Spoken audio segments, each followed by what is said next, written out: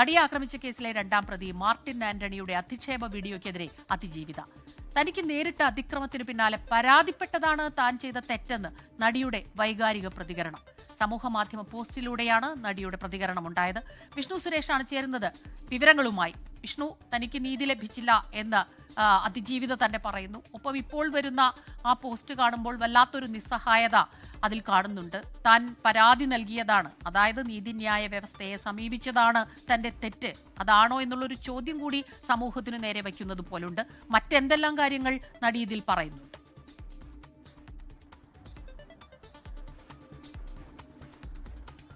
സ്മിത, ഈ ശിക്ഷാവിധിക്ക് പിന്നാലെ നടിയിട്ട insta post നമുക്കറിയാം. അതിലവർ പ്രതീക്ഷയുടെ ഒരു കണിക കാണുന്നു എന്ന് പറഞ്ഞിരുന്നെങ്കിൽ ഇപ്പോൾ ഇത് അങ്ങേയറ്റം നിസ്സഹായതയുടെ നടുവിൽ നിൽക്കുന്ന ഒരു പോസ്റ്റായാണ് നമുക്ക് തോന്നുന്നത്.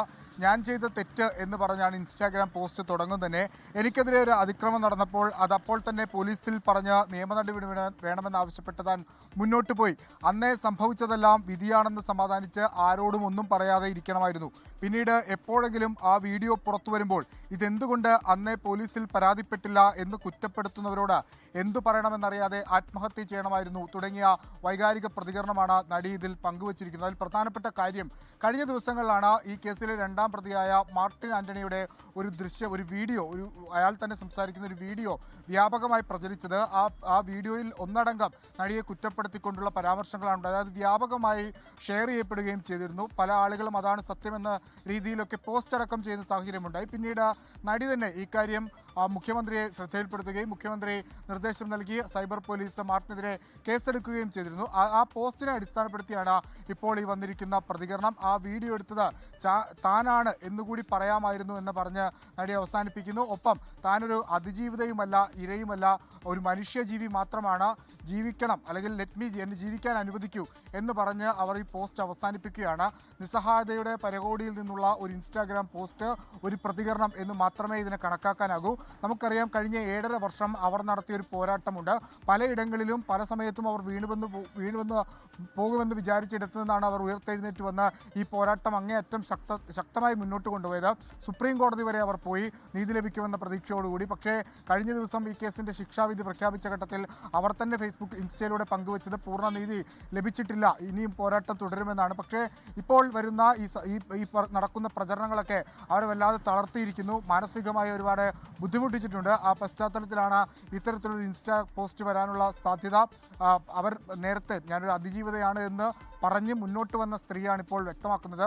ഞാനൊരു അതിജീവിതയുമല്ല, ഒരു ഇരയുമല്ല, ഒരു സാധാരണ മനുഷ്യജീവി മാത്രമാണ്, ജീവിക്കാൻ അനുവദിക്കണം എന്ന് പറഞ്ഞ് അവസാനിപ്പിക്കുന്നിടത്ത് അത് സിസ്റ്റത്തോടക്കമുള്ള അവരുടെ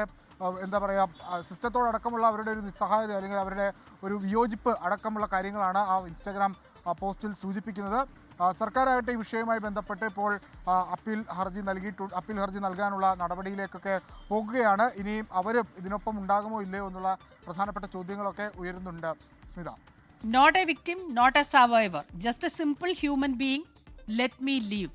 അത് ഒരു തളർന്ന ആളുടെ പോസ്റ്റായിട്ട് നമുക്ക് കരുതാൻ കഴിയില്ല. ശക്തിയോടുകൂടി മുന്നോട്ട് പോകാൻ ഒരു ഊർജം പകരട്ടെ. ഈ പോസ്റ്റുകളൊക്കെ കാണുമ്പോൾ നേരത്തെ വിഷ്ണു പറഞ്ഞതുപോലെ തന്നെ സിസ്റ്റത്തിന് എതിരെയായ അല്ലെങ്കിൽ സിസ്റ്റത്തിന് ഒരു വീഴ്ച പറ്റിയിട്ടുണ്ട് എന്ന് സൂചിപ്പിക്കുന്ന രീതിയിൽ തന്നെയാണ് ആ പോസ്റ്റ് വരുന്നത്. ഓരോ മനുഷ്യരിലേക്കും അത് ആ വിരൽ ചൂണ്ടപ്പെടുന്നുണ്ട്. ഇതുപോലെ പരാതി നൽകിയതാണോ താൻ ചെയ്ത തെറ്റ് എന്നുള്ളൊരു വലിയ ചോദ്യവും അവിടെ നിൽക്കുന്നുണ്ട്. ഇക്കാര്യത്തിൽ കൃത്യമായ നിയമ നടപടികളുമായി ഇപ്പോൾ സർക്കാർ മുന്നോട്ട് പോകുന്നുണ്ട്. അത് ആ രീതിയിൽ തന്നെ മുന്നോട്ട് പോകട്ടെ.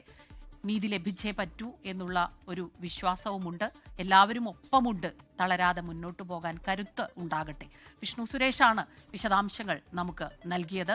ലോകത്തെവിടെയായാലും ഏത് സമയത്തും 24 വാർത്തകളും ഓഗ്മെന്റഡ് റിയാലിറ്റി പാക്കേജുകളും എക്സ്പ്ലെയിനറുകളും വിശദമായി കാണാൻ ഞങ്ങളുടെ യൂട്യൂബ് ചാനൽ നിങ്ങൾക്ക് സബ്സ്ക്രൈബ് ചെയ്യാം.